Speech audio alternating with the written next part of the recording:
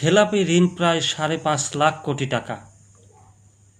দেশে ২০২৫ সালের ৩১ ডিসেম্বর পর্যন্ত স্থিতিভিত্তিক ব্যাংকিং খাতে মোট খেলাপি ঋণের পরিমাণ ৫,৪৪,৮৩১ কোটি ৮৮ লাখ টাকা।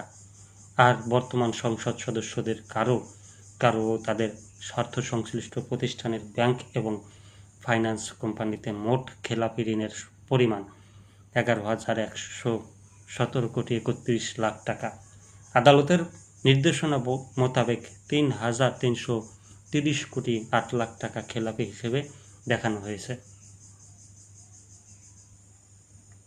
গতকাল সোমবার সংসদে জাতীয় নাগরিক পার্টির সংসদ সদস্য আবুল হাসনাতের এক প্রশ্নের জবাবে সংসদকে এই তথ্য জানান অর্থমন্ত্রী আমির খসরু মাহমুদ চৌধুরী।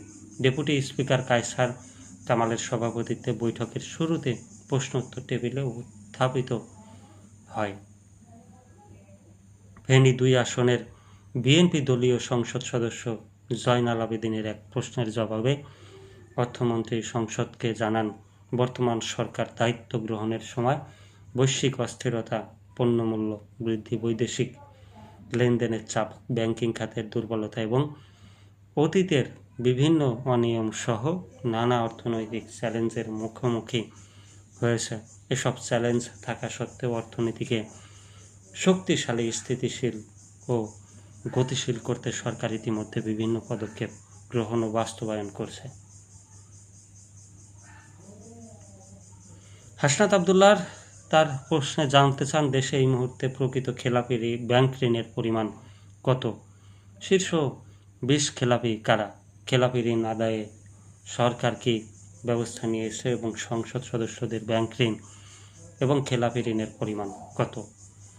জবাবে অর্থমন্ত্রী শীর্ষ 20 ঋণ খেলাপির তালিকা প্রকাশ করেন। এর মধ্যে প্রথম 4টি সহ মোট 5টি প্রতিষ্ঠান এস আলমের, 2টি সালমান এফ রহমানের, বেক্সিমকো শিল্পী গোষ্ঠীর প্রতিষ্ঠান।